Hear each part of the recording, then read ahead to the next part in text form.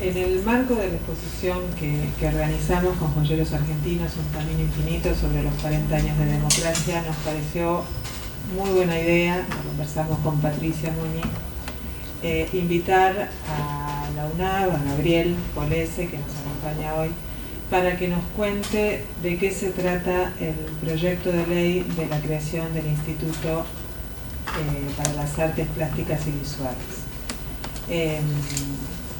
Una de las ideas que propusimos a la hora de convocar la exposición tenía que ver con que la democracia se construye, que es un camino infinito, precisamente porque siempre el horizonte está cada vez más lejos y bueno, en el camino se logran cosas, se pierden cosas, se atraviesan y va cambiando la historia, y la historia la vamos haciendo nosotros con nuestras propias acciones, y de repente considerarnos a nosotros como artistas, pero además de como artistas, como trabajadores o como artistas trabajadores, y que por lo tanto tenemos determinados derechos de los que no somos conscientes, es una buena idea. Y compartir esto con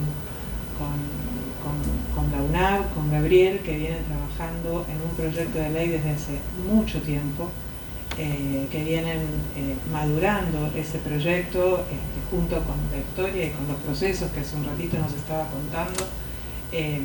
Nos parece que es muy importante, creo que tenemos que estar enterados y creo que tenemos que involucrarnos, así que bueno, los dejo con Gabriel, que les va a contar en detalle de qué se trata.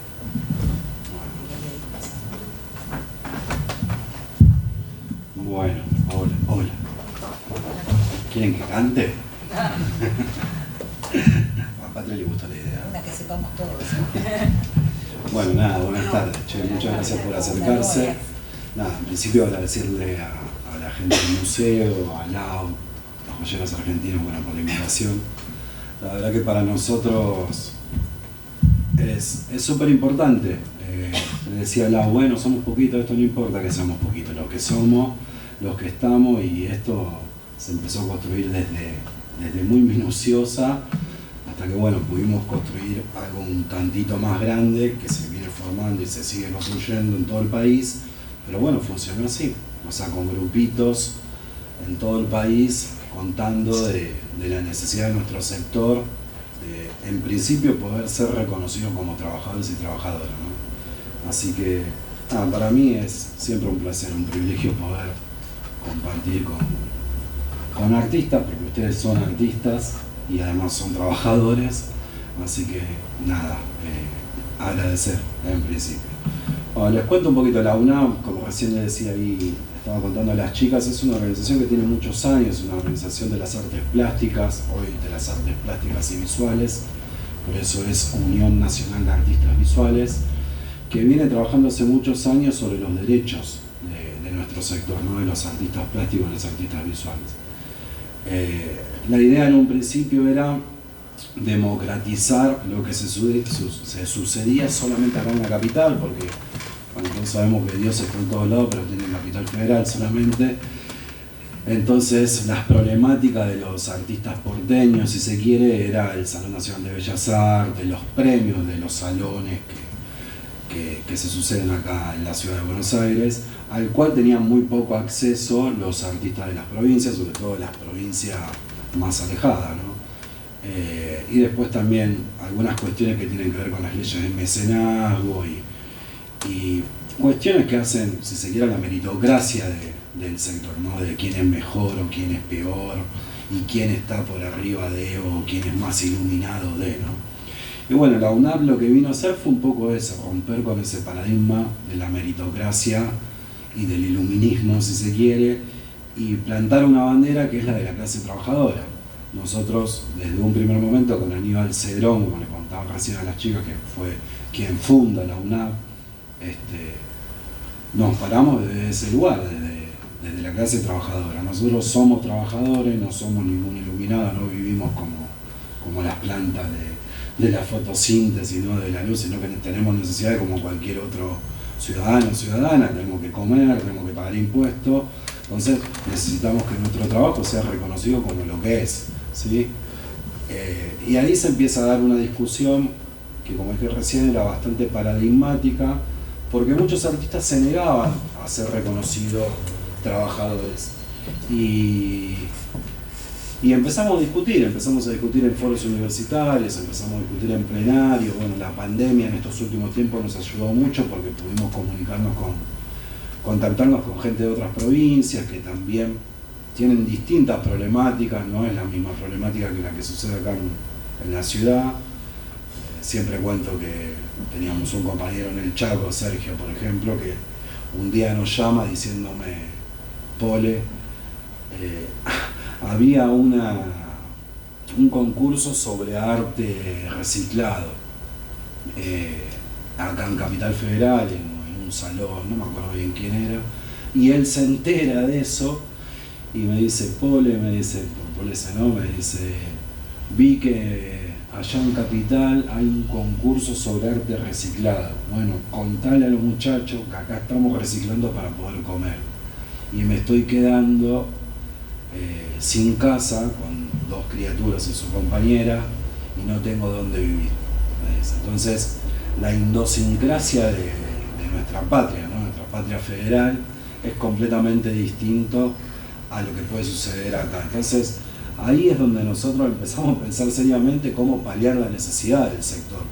O sea, cómo poder ser reconocidos trabajadores, cómo poder de alguna manera sindicalizarnos también y empezar a disputar lo que nos corresponde, que son derechos, ni más ni menos. Asumimos obligaciones como cualquier ciudadano y queremos derechos como cualquier ciudadano. Y ahí interpretamos que los oficios de nuestro sector, algunos hasta milenarios, bueno, ustedes lo saben más que nosotros, que los plásticos, por ejemplo, las hiladoras del norte, ¿no? O los ceramistas del sur, de nuestras comunidades originarias, deberían ser reconocidas, porque es parte de nuestra identidad, que es lo que construye y lo que constituye nuestra identidad nacional. Y ahí descubrimos también de que la cultura no es una sola, que hay pluriculturalidad en nuestro país, y que esa identidad nacional se va a construir desde la pluriculturalidad. Entonces, empezar a pensar un proyecto que contenga todas esas problemáticas y que al mismo tiempo mire para arriba la posibilidad de generar condiciones dignas de vida en todo el territorio nacional. Y bueno, y en su principio nosotros pensamos en un régimen de pensión y jubilación para artistas plásticos, ¿no?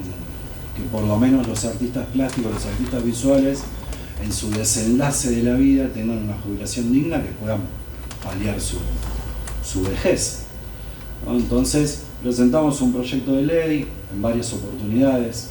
La primera oportunidad fue, lo voy a hacer más sintético para los que no estuvieron, la primera oportunidad fue en el 2000, lamentablemente en el 2000 se detonó el país y bueno, quedó acéfalo eso. Lo volvimos a hacer en el 2013, 2012-2013, tuvo un camino bastante largo, tuvo media sanción, se aprobó en la Cámara Baja, en diputados nacionales, fue al Senado, tenía casi la aprobación del Senado, teníamos quórum todo, pero lamentablemente el organismo de aplicación del proyecto de ley, que es el ANSES en su momento, dirigido por Diego Bocio, por un problema coyuntural de la política de adentro, rompe con el bloque que nosotros habíamos llevado al proyecto de ley y decide no acompañar y no aprobar el proyecto de ley. Y se cae nuevamente. Y en el último tiempo, en 2017, me toca a mí, con Oscar Stafford, un escultor premiado, muy conocido en el sector, llevarlo de vuelta, pero bueno, lamentablemente el bloque oficialista en su momento, el bloque del PRO, creo que no eran Juntos por el Cambio todavía, creo que era el PRO, decide no acompañar, sin ningún tipo de explicación, y se cae el proyecto de ley. Bueno, ahí después, en el 2017, Aníbal falleció, tenía una enfermedad terminal, y bueno, me convoca y me pide, junto con Oscar Estáfora, que reflotemos toda esta lucha, que llevemos adelante todas estas cuestiones, que no dejemos de luchar por el sector. Y ahí yo hablo con Ángeles Crobeto. Ángeles es la compañera con la que a nosotros nos toca ser referentes nacionales de la UNAP, y empezamos a reflotar todos esos vínculos que tenía Aníbal en las provincias. En su momento, cuando Aníbal estaba vivo, él había estado en La Rioja, en Formosa,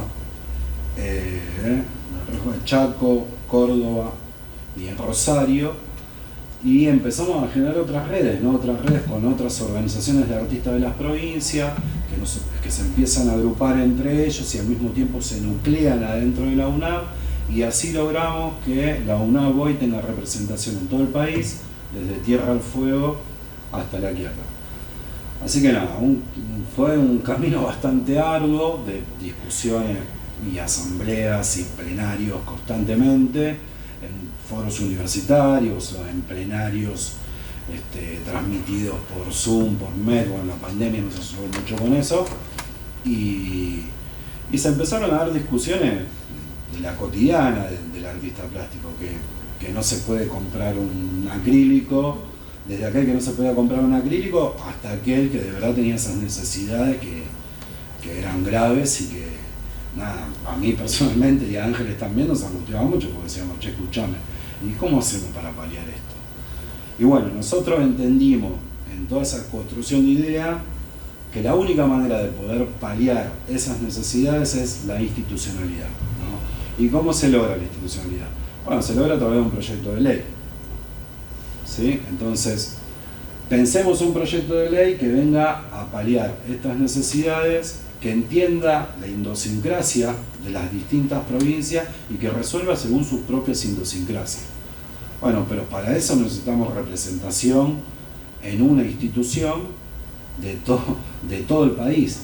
Y sí, ¿y qué hacemos? Bueno, vamos a un Instituto Nacional de las Artes Plásticas y Visuales, como lo es el INCA, como lo es el Instituto del Teatro, como lo es el INAU, ¿no? Y ahí es donde empezamos a caminar esa idea, y nos juntamos, por ejemplo, con Nemesio Juárez, que él fue el presidente del INCA, el Instituto Nacional del Cine. Nos juntamos con gente de la música, para ver cómo habían abordado ellos la creación de sus institutos. Y bueno, nos explicaron varias cosas. Lo primero que es federalizar el instituto, o sea, que sea lo más democrático posible y que tenga una comisión directiva que esté constituida por representantes de todas las provincias.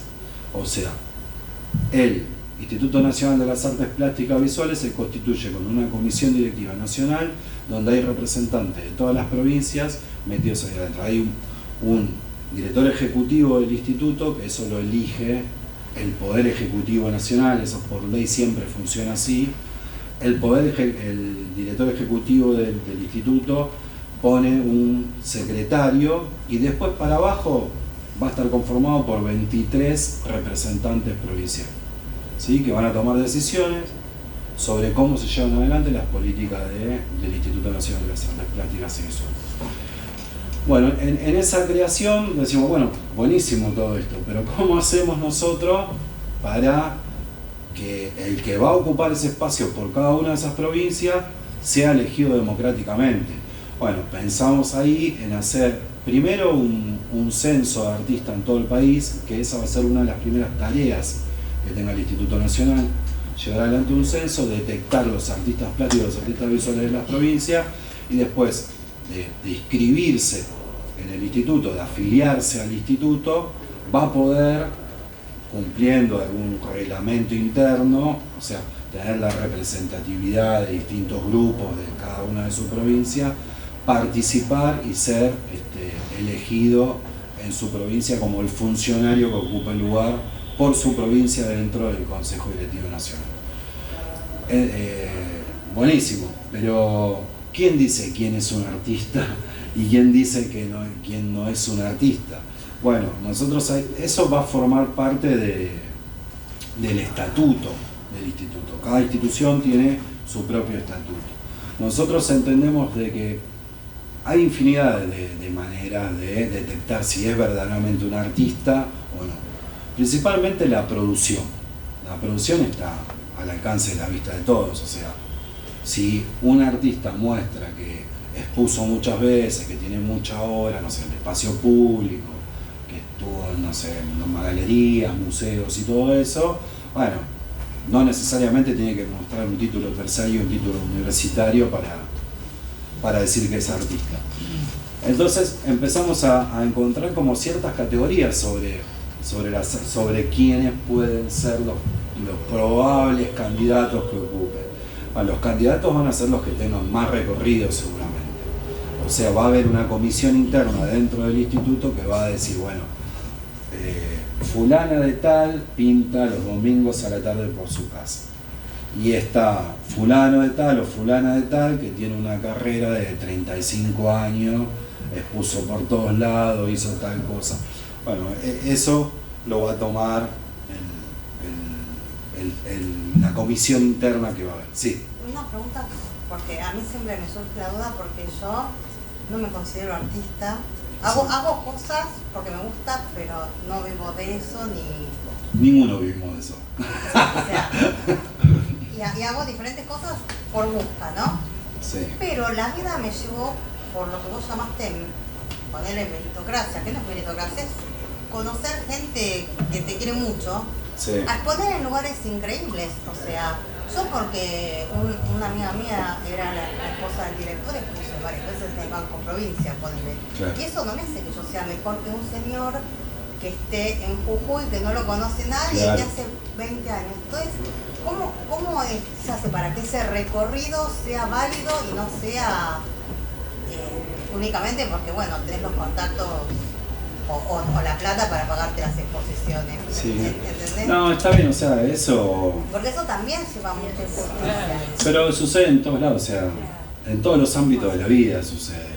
¿Entendés lo que digo? Porque no, o sea, me parece como injusto eso, porque yo lo veo desde mi perspectiva y yo como que medio fui paracaídas en un montón de lugares y yo feliz, igual qué lindo esto, pero fui paracaídas, la verdad. No, pero está bueno y seguramente también... ¿Cómo sabes que yo te presento mi currículum y dices, uy, mirá dónde puso esta persona? Y yo te digo la verdad, yo como ver esta exposición, yo ni a los talones a ninguno.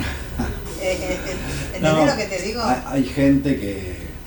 Lo que tenemos que entender es que... ¿No tendrá que ser por ahí como una curaduría? Sí, o sea, eso va a pasar. Cuando se conforma, cuando se crea una institución, en este caso un instituto, un proyecto de ley, lo primero que se establece es el director ejecutivo. El director ejecutivo establece el proyecto de ley.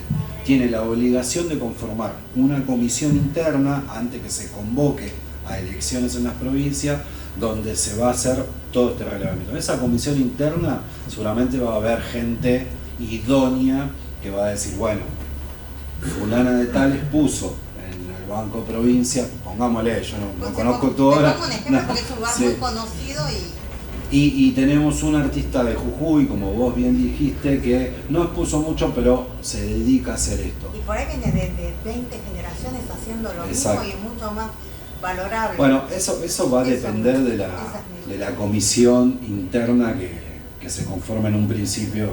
Sí, básicamente de las pautas que uno tome para que uno sea artista. Exacto. Y otro sea artesano, porque esto que comentás que es muy válido, de que una persona en Jujuy viene de generación en generación, bueno, puede estar haciendo cacharros de barro muy bien, es un flor de artesano, y bueno, no sé, una cosa que te iba a preguntar, si artesano Es una discusión histórica entre el artista y el artesano.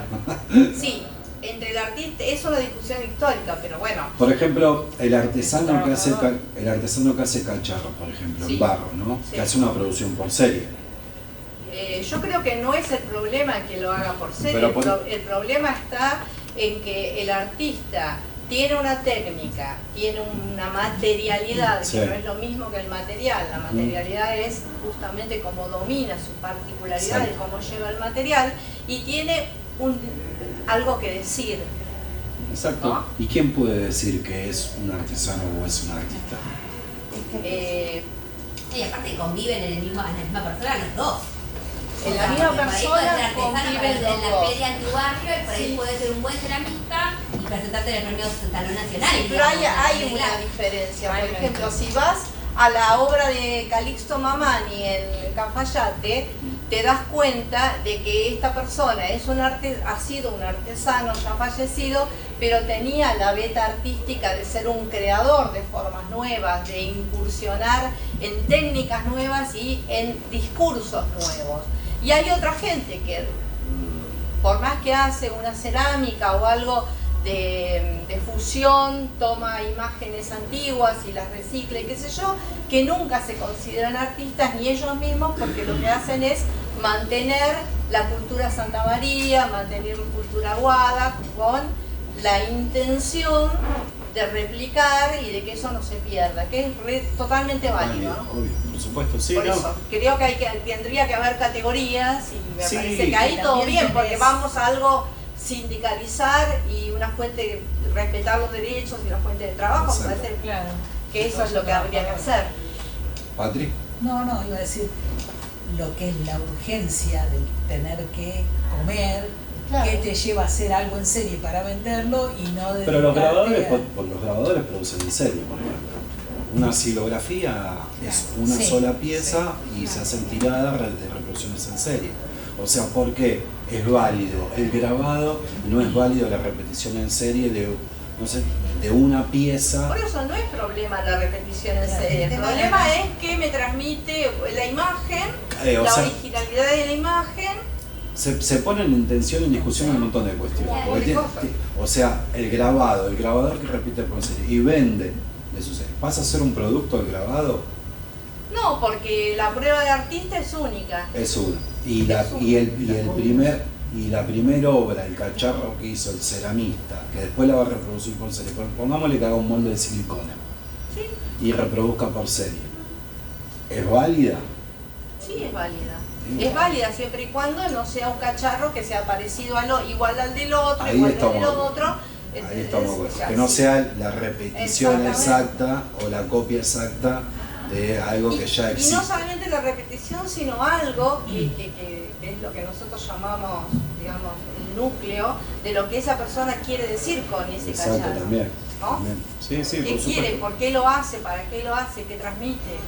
¿No? Y Sí. toda su producción, ¿para qué es? Es eso, seguramente lo que va a suceder es que cuando se genere el estatuto del instituto, se van a poner en discusión todas estas cuestiones y ahí se van a generar las bases de lo que Por se lo va a digital. llevar Por lo ahí. digital también. El arte digital está adentro Bueno, también. ¿No? Los joyeros para nosotros están adentro, o sea, nosotros los pusimos porque consideramos de que son artistas. Porque hay piezas que son únicas o hay piezas que también se pueden repetir, pero no dejan de ser piezas creadas por un artista que por ahí no se considera artista, pero en definitiva termina siendo un creador de un objeto o de algo que es parte de su propia identidad. O sea, ¿por qué nosotros tenemos que negar esa creación de identidad o eso que está queriendo decir un joyero en una de sus piezas? Lo mismo con la fotografía. Está la fotografía, el fotoproducto que se usa para el marketing, para la publicidad, y la fotografía artística. Ahí hay una diferencia, por ejemplo, ¿ves? No es lo mismo abordar una pieza fotográfica que también hay que ver el Puede ser enfoque, artística. sí, es También puede ser. es compleja, pero seguramente se darán esas discusiones cuando se genere el estatuto y nada, va a ser así. Ahora bien, estamos con la creación del instituto, una comisión directiva nacional. ¿Y para qué queremos un instituto? Y bueno, lo queremos justamente para esto, en principio para generar fuente de empleo. Un instituto que va a ser autárquico, ¿saben lo que es autárquico? O sea, no va a depender de ningún gobierno de turno, como el INCA, como el INAMU y como el Instituto del Teatro. Sí está bajo la órbita del Ministerio de Cultura de la Nación, que es el que va a controlar que se ejecuten bien las partidas presupuestarias y todas esas cuestiones. O sea, todos los balances van a ir al Ministerio de Cultura, que va a ser el veedor de que se lleven adelante bien, de buena manera, la ejecución de los fondos que bajan al Instituto Nacional de las Artes Plásticas y Visuales. ¿Para qué queremos un instituto? Justamente para eso, para generar fuente de empleo, para difundir, para promocionar, para poder dar subsidios y sobre todo para que llegue a todo el país, para democratizar nuestro sector. O sea, que no dependan solamente de una ley de mecenazgo o de un premio. A eso iba con el tema de la mercadotecnia. O sea, que no dependa de tener un vínculo por ahí que le permita acceder a ese museo o a esa galería, sino que el instituto, a través de sus representantes provinciales, exija a toda la Comisión Directiva Nacional que haya una partida presupuestaria para su provincia y que en su provincia esos fondos se repartan democráticamente para esto. Entonces, en la difusión, en la promoción, en la generación de fuentes de empleo, nosotros decimos, desde el punto de vista filosófico, desde el punto de vista sociológico, como decía Rodolfo Kusch, que se construye la identidad de nuestro pueblo. Entonces paliamos ahí una cuestión, si se quiere, filosófica, sociológica. Otra pregunta, porque yo Sí. como que ignoro mucho el tema. ¿Qué sería una fuente de empleo para un artista generarla? Mira, a mí me toca, yo soy bastante privilegiado también. ¿Por qué? Yo, por ejemplo, soy director de la cuadrilla del arte del municipio de Avellaneda. Yo soy un trabajador mensualizado, no cobro como artista plástico porque no existe la nomenclatura de artista plástico, como un empleado del municipio cobro, pero tengo la posibilidad de vivir de lo que me gusta.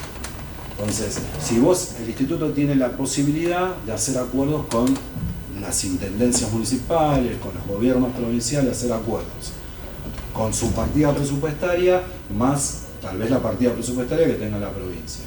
Si hay un trabajador de Jujuy, sigamos con Jujuy, que dice, nosotros queremos hacer obra mural o intervención en el espacio público relacionada con nuestras costumbres, nuestras tradiciones. Se presenta el proyecto en el instituto aprueba, habla con la provincia de Jujuy y dice, démosle adelante con este proyecto. Se genera una fuente de empleo para todos esos trabajadores que van a intervenir en el espacio público en la provincia. Ah, ya entendí. ¿Se entiende? No, cuando decía fuente de trabajo, yo me hacía un trabajo de 8 horas y me cerraba por eso. A veces trabajamos más igual. No, pero se entiende el concepto como algo más administrativo que no más a la creatividad, digamos. Claro, exacto. No, tiene que ver con nuestros oficios. O sea, y obviamente va a estar reglamentado, o sea, hay un plazo donde se tiene que cumplir, que es que haya una producción de tanta obra, que, o sea, son acuerdos que se van a hacer según los proyectos que se vayan presentando. Sí, por otro lado, genera que dentro de un municipio, de una ciudad, se vea una producción artística que hoy en día no se ve en Avellaneda porque ya fue el programa, pero no se ve. Bueno, eso que tiene que ver con esto que decimos, ¿no? De construir identidad y de que se respete esa pluriculturalidad de nuestro país. Ahora, nosotros que tenemos un oficio ocioso o un oficio, o tenemos oficios que tienen que ser considerados como trabajadores. Porque muchas veces nos dicen, no, vos haces dibujito. Claro, sí, estudié 8 años en la universidad para hacer dibujito. Me hubiese quedado en casa haciendo dibujito, me hubiese salido más barato, o mi viejo pobre no tenía que hacer tantos esfuerzos para que yo pueda hacer dibujito.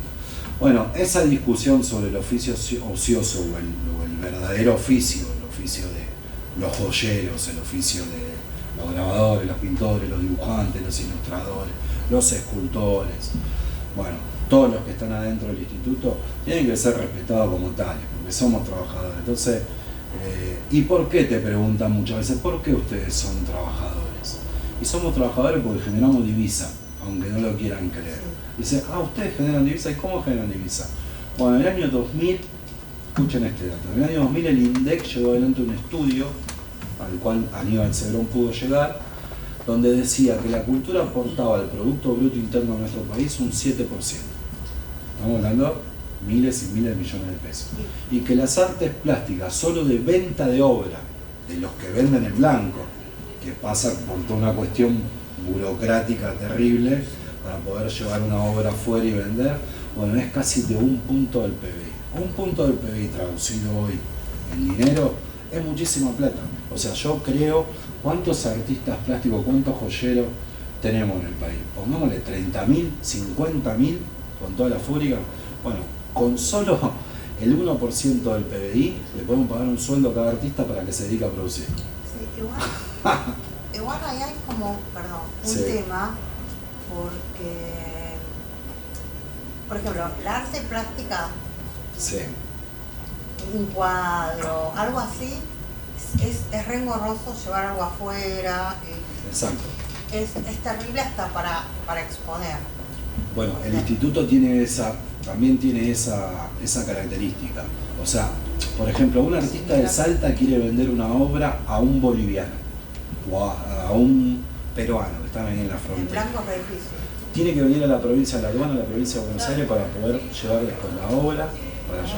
Un artista de Tierra del Fuego tiene que pasar primero por Chile para después poder entrar a la Argentina y vender obra en Argentina. De que sea contrabando cultural, esto es un tema. Y sí, bueno, la cuestión de las leyes que no están pagando. Porque hay otros países que tienen muchas facilidades, incluso cuando va, qué sé yo, a representar el país a Japón, en vez de llevar vinos o llevar, no sé, un espectáculo de tango, llevan arte. Y Acá bueno, también se hace. y acá no tenemos está bien, lo nuestro también es el tango y es el asado, ¿no? Lo que pasa es que muchas personas pasan por la línea diplomática. Claro. Entonces son otras cosas. Sí. Y también pasó, por ejemplo, hubo un caso muy emblemático donde se llevaron mates de un platero, digamos, y no se los hicieron pasar por mates o como artesanía, sino directamente por plata. Entonces pudo pasar tranquilamente. Igual y ahí no hubo ninguna de las aduanas que lo pudiera parar, digamos, porque el tipo estaba declarando plata. No estaba declarando ni plata trabajada, ni que eran mates artesanales, ni demás. Claro. Y entonces lo tomaron tranquilamente y lo pudo pasar tranquilamente. O sea, como que también hay baches o puntos grises en la ley. Sí, que son no baches corresponden. que políticamente no se han considerado nunca. Nunca. Igual cuando yo era chica se llevaba, porque yo me acuerdo, pues yo soy de Villa Urquiza, hay un montón de artistas de Villa Urquiza. Bueno, estaba Sánchez, estaba de artistas plásticos. Estaba, bueno, Barragán. Hubo otro momento. En los En 70, los años, antes de los 70 hubo otro momento. antes yo nací después de los 70. Hubo otro momento. Bueno, yo lo conocí a Carpani, Carpani era un Sí, embajador sí. argentino. Sí. Bueno, Y la él era mayoría- muralista. Claro. Y él tenía una ventaja, él siempre decía, Había otra pinto situación afuera. para el mural también. Pero él decía, pinto. Otra situación para el Pero mural. él decía, yo voy yo y pinto en otro lado. Bueno, hoy no la- tenía el tema de la Hoy la mayoría de, por ejemplo, yo soy del sur, en el conurbano sur, muchas intendencias hoy están conformando cuadrillas de muralismo o de intervención del espacio público.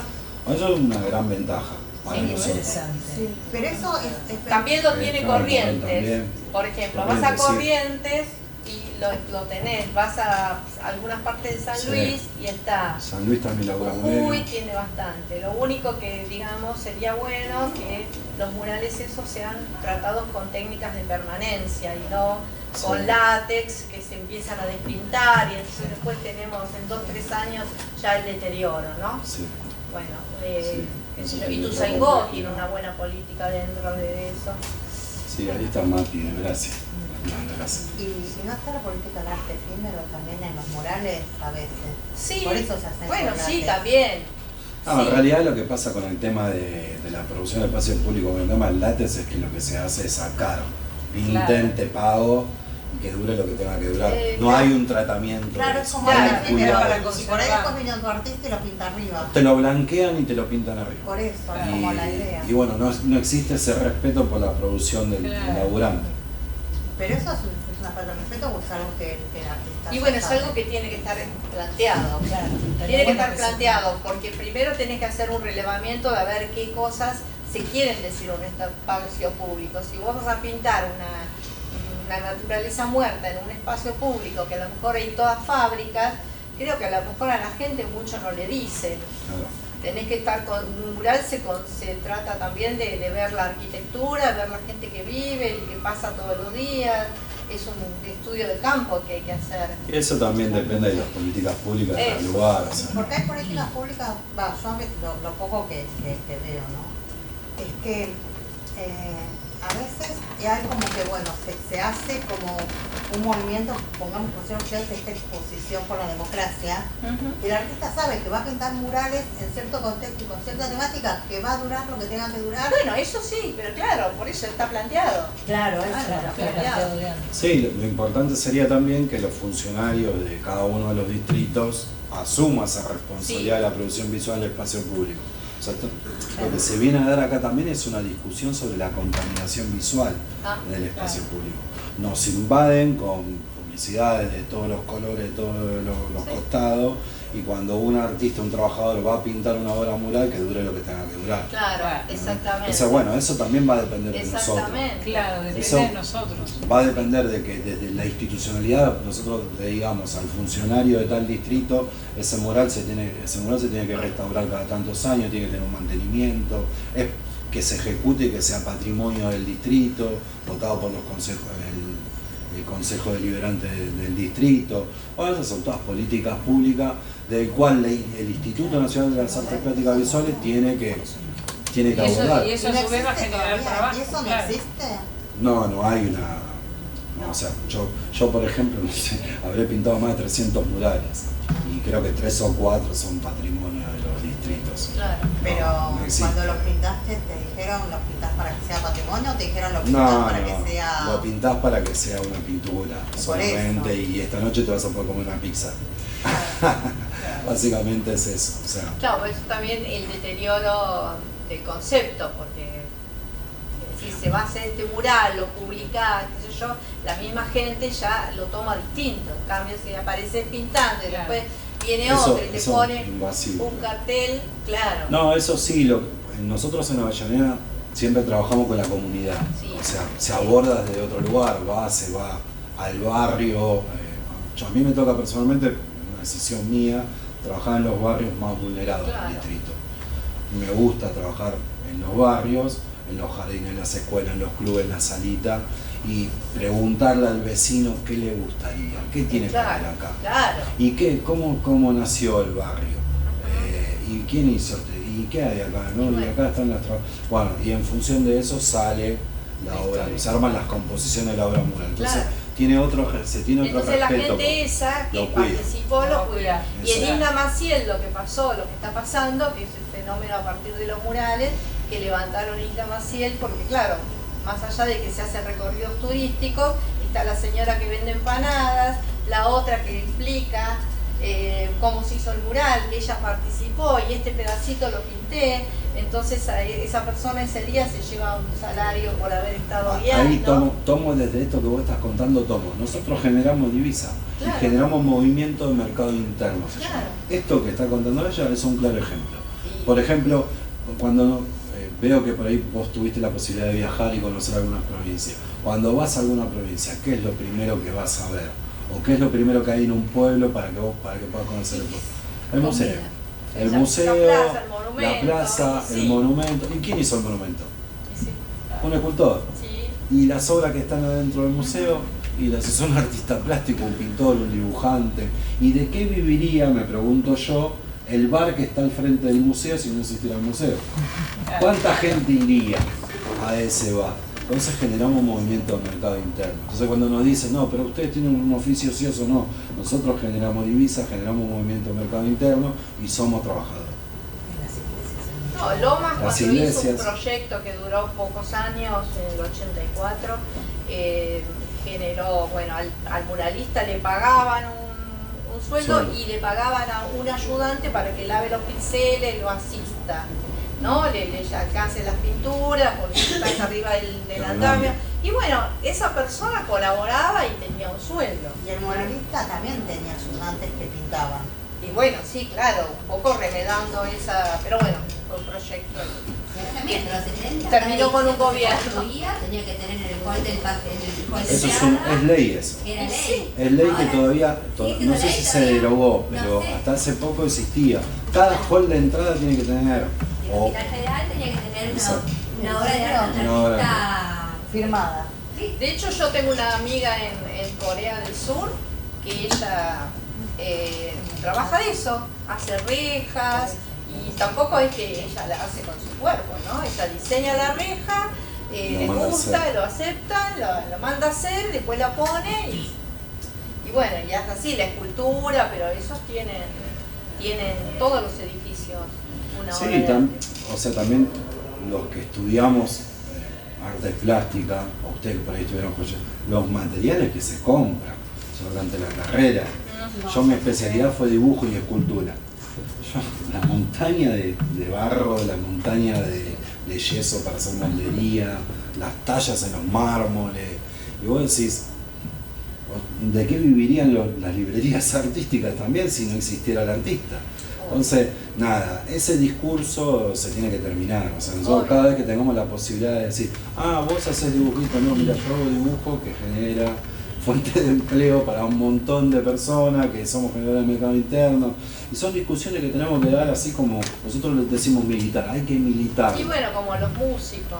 Exactamente, lo Los mismo. músicos fueron así, la gente del teatro también. Todos. ¿Qué hace? Hace teatro. Todos. Lo que O sea, pasa es que en artes visuales, yo estuve con Aníbal Cedrón, estuve en las primeras charlas, era una niña, igual tengo 39, no soy tan chica, Y el problema era que en ese momento, cuando se empezó a discutir esta ley, había justo jubilado, se había jubilado un artista plástico, no me acuerdo quién ahora, la verdad que hace muchos años, y fue a pedir la pensión porque había ganado el premio. Cuando uno se gana el Salón Nacional, digamos, es una pensión de por vida. De la pensión. Y el tipo había sido trabajador, o sea, había sido docente toda su vida, y cuando fue a reclamar la jubilación, le dijeron, bueno, tenés que decirnos las dos, claro. O la pensión o la jubilación por docente. Y se había jubilado no como docente, sino como directivo, digamos, tenía un harto cargo. Claro, tuvo que dejar, digamos, su rechazar la pensión. Digamos, porque era menor. designar su pensión porque era mucho menor y no se la sumaban tampoco. O sea, entonces ahí el problema era, bueno, los trabajadores visuales, digamos, artistas visuales de ese momento, porque bueno, eran de 2000, era otra, ahora hay como más amplitud, pero en ese momento era como más tradicional. El problema era, bueno, todos tenían que subsistir de otro trabajo. Exacto, o sea, sí, la mayoría. fuente primordial o formal o lo que sea, tenían que trabajar, ser trabajadores de otra cosa. Exacto. Y después se dedicaban a hacer artistas visuales. Y ese es el problema que se está planteando, me parece, ahora, ¿no? Sigue sucediendo lo mismo. Necesito tener un trabajo formal, digamos, un trabajo que me sostenga, que sea Exacto. que económicamente, pero también necesito tener el trabajo al cual me quiero dedicar como un abogado, como un... A eso me refiero, ¿no? O sea, Como cualquier otro oficio. como cualquier otro oficio, digamos. Ese me Exactamente. parece que está el reconocimiento que tienen que, Exacto. al cual está, es como el núcleo de lo que se está peleando, ¿no? Lo que se está pidiendo. Exactamente. Y es tan desparejo el concepto que algunas localidades de algunas regiones, por ejemplo, yo ahora no sé si Capital, por ejemplo, a los docentes, siendo docentes, además hacen muestras, tenés un título, sumás un curso, nos iban sumando el puntaje. Esto no incidía en la cantidad de plata que nos llegaba por mes, pero en el puntaje sí. Podías aspirar a una escuela más cercana, Claro, bueno. titularizar horas. Algunos colegios privados, hasta en los años 90 también, vos llegabas con 3 títulos, varias muestras, qué sé yo, y ahí te daban un plus por todo eso. Ahora ya, entonces uno como docente también se sentía como reconfortado, porque si bien no era plata, era un puntaje importante. Pero es desparejo, por eso tiene que haber una institución que lo nivele. Ahora sí, no, claro. me parece que sigue habiendo. En algunos lugares, pero en otros no sé. En provincia no, En provincia no te reconoce, provincia de Buenos Aires te reconoce los títulos. Pero si vos hiciste 20 muestras o ninguna, es lo mismo. Aunque hayan sido en lugares públicos. Aunque hayan sido en lugares públicos, no te, digamos, sí, lo podés poner en el currículum, pero...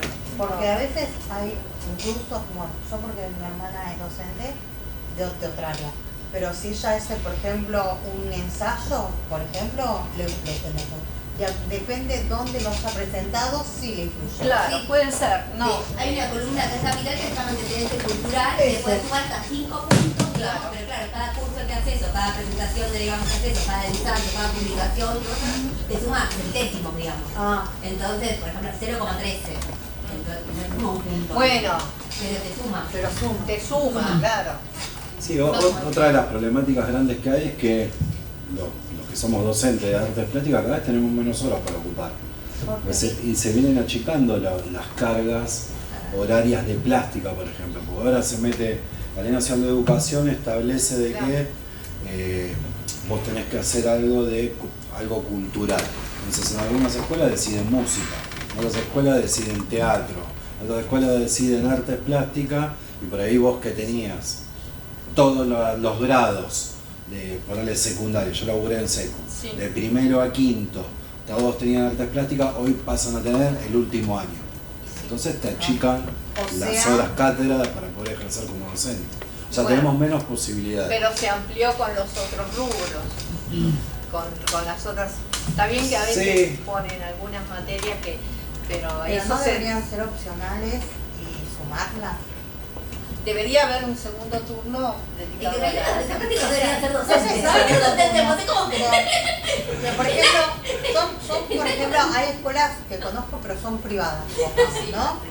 Pero que tienen, pero el estatal con más razón, que tienen como orientación. Entonces vos querés hacer música, vas a música, pero en el mismo horario también está plástica para el que Claro. quiere plástica. Claro, pero son proyectos extracurriculares, o sea, y son Claro. de instituciones privadas. La Ley Nacional de Educación establece Y la está carga bueno horaria que eso, tiene que tener cada. porque Nosotros tenemos que yo le disputar contaba a esos Pato espacios. el caso de un colegio que yo le decía es muy particular. Este colegio es el colegio de la ciudad que está acá en Sí. Belgrano, que es increíble. Y bueno, sí, pero son proyectos específicos. Tendría que haber un segundo Es un turno, corito muy particular. un segundo, claro, Pero está buenísimo. segundo ese turno corito. dedicado a todas las artes. Pero bueno, desgraciadamente no dan ni los presupuestos ni los establecimientos. No, te dan el presupuesto. Pues también está bueno para la educación especial, el arte es tan bueno. Sí. Yo le contaba a Pato que con una conocida que tiene una hija con un tema de estas enfermedades raras, y lo importante que es el arte de cualquier tipo, no solo plástico, ya sea teatro, ya sea como una canalización para todo lo que le pasa a la criatura por dentro. Sí, sí. Y yo pensé que eso existía en las escuelas públicas. No. Yo hace mucho, yo terminé en los 80, o sea, no tengo mucha idea, pero cuando yo era chica había mucho de eso. No, bueno. Ah, qué suerte que tuviste. Yo en mis escuelas no tuve nunca. La profesora de dibujo daba música, daba inglés, Claro. y a veces cuando la maestra necesitaba que matemáticas se refuerce, sacaban la Sí, hora claro. de diversión porque era para jugar. No, pero por ejemplo en Villa Polón está este colegio Tomás de Voto, que es estatal, es increíble ese colegio. Yo de hecho, Claro, son como... Son Claro, sí, claro. Bueno, y tú ¿eh? Bueno, chicas, Así que Volvemos bueno, a en definitiva, bueno, sepan que ustedes están incorporados en el proyecto de ley. Es súper importante que podamos visibilizar las problemáticas del sector, es súper importante que podamos construir entre todos la creación del Instituto Nacional. Así que las invitamos, con Lau y con Patri, con el compañero allá, a que se comprometan porque esto no es ni mío, ni de la UNAM, ni de Laura, esto es de todos, esto es para todos, va a ser de la manera más democrática posible. Como nosotros luchamos para que se genere este instituto, vamos a luchar también para que sea respetado su estatuto, para que sea lo más democrático posible, para que sea lo más federal posible. Así que nada, los invitamos a participar ¿Y de cómo se hace para que los otros agentes los conozcan? difusión. Por ejemplo, yo no Hoy- lo conocía, a mí me invitó Patricia, ¿no? Sí, Pero, por ejemplo- bueno, este es un ejercicio de difusión. Acá, hoy me tocó Pero a mí. hay un lugar donde... Sí, hay una redes página, sociales, algo exacto, sí. La UNAM para- tiene una página web, tiene Después la pueden Instagram, pasar tiene... para- Sí, claro, incluso lean el proyecto, en las páginas de UNAM está el proyecto de ley en completo, que lo pueden bajar también de la Cámara de Diputados de la Nación. Métanse Contá ahí. un poco de eso antes de... Contá un poco... ¿Qué más está Exacto, el bueno, bien. proyecto? Sí, el proyecto ingresó hace un año y... a ver, ¿qué empezó?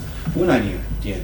O sea, tiene estado parlamentario, lo ingresó la diputada nacional Paula Penaca, que es del riñón del peronismo, el kirchnerismo, y todavía no se llamó comisión. O sea, estamos esperando que nos llamen a dar discusiones en comisión. La ley tiene todo un proceso administrativo, ¿no? Ingresa primero, todos los diputados se informan de eso que ingresó. Nosotros venimos haciendo esa tarea también, qué bueno que me preguntaste, porque nosotros en todas las provincias, nuestros compañeros están hablando con los diputados nacionales de sus provincias, de todos los bloques, para que nos acompañen, porque esto no es un proyecto de la política, es un proyecto de un sector que viene a paliar la necesidad del sector, no de una organización política ni de un partido político, del sector, como trabajadores. Entonces, nuestros compañeros en todas las provincias vienen hablando con todos los diputados nacionales de todos los bloques para que nos acompañen. En algunos casos tenemos buena posibilidad de que así sea. A mí me tocó hablar con el bloque del FIT la vez pasada, nos van a acompañar en el proyecto de ley, el bloque del peronismo por lógica nos va a acompañar, faltaría algunos diputados nacionales de la oposición que estamos buscando como, digamos, los más progres, si se quiere, el radicalismo y eso, para que nos acompañen. Cuando nosotros tengamos detectado de que eso está, que están dadas las condiciones, lo que hace Paula es convocar a comisión para que se empiecen a dar la discusión. La primera comisión va a ser cultura, comisión de cultura. ¿Por qué un instituto? Porque es un instituto de la cultura.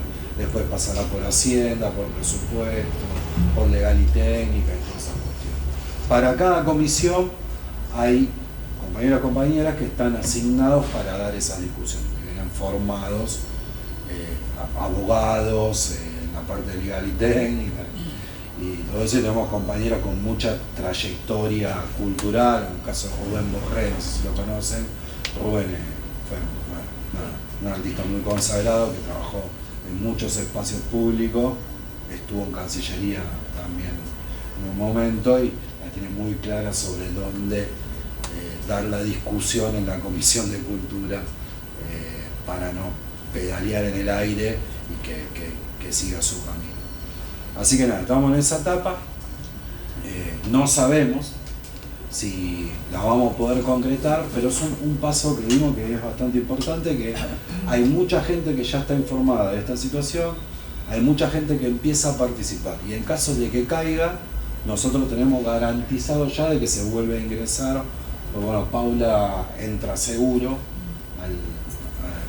renueva su banca, así que tenemos la diputada, y si no es Paula, será otro diputado, que ya venimos hablando con varios, pero sí tenemos garantizado que si se cae, porque los años legislativos, los años de los proyectos no son, vos presentaste un proyecto en noviembre, y de noviembre a noviembre es un año. Noviembre, diciembre, y te comió un año. No es que vos de noviembre a noviembre pasó un año y de noviembre a noviembre pasó un año. Entonces nosotros tenemos hasta diciembre ahora para que nos llamen a la comisión. Si no nos llaman a la comisión, en marzo vuelve a ingresar y se empieza a dar las discusiones de vuelta y a hacer el camino de vuelta. Pero cada vez, lo bueno de esto es que se van multiplicando las voluntades. O sea, vamos teniendo más visibilización, hay más gente que está acompañando, hay más gente que propone distintas estrategias para poder visibilizar la problemática, hay más gente que tiene la necesidad de que esto suceda y lucha, y milita, como decimos nosotros. Y bueno, nada, nosotros creemos que en el final de todo esto, lo más temprano que tarde lo vamos a lograr, o por lo menos la discusión la vamos a dar hasta el último día. Y el día que no estemos más nosotros seguramente seguirá otro, pero esperemos que en algún momento lo podamos lograr y lo podamos ver. Así que bueno, nada más, eso. Algo, perdón, Sí. que con respecto a esto último que vos estabas diciendo, cuando fuimos con Marce a la charla que dio Ángeles en Morón. Sí. Perdona. Perdón. Cuando fuimos con Marce a la charla que dio Ángeles en Morón, esta misma exposición que nos hizo Gabriel hoy, estaba Mónica Macha, que es diputada nacional. Y ella nos comentaba que las bailarinas estaban detrás de una ley como esta para la danza. No tiene la danza. Porque la danza no la tiene. Exacto. Y que lo que hacían las bailarinas era pasársela en la Cámara de Diputados haciendo cosas, bailando, que ella las tenía vista, que ella las conocía porque estaban ahí todo el tiempo, y ella nos recomendaba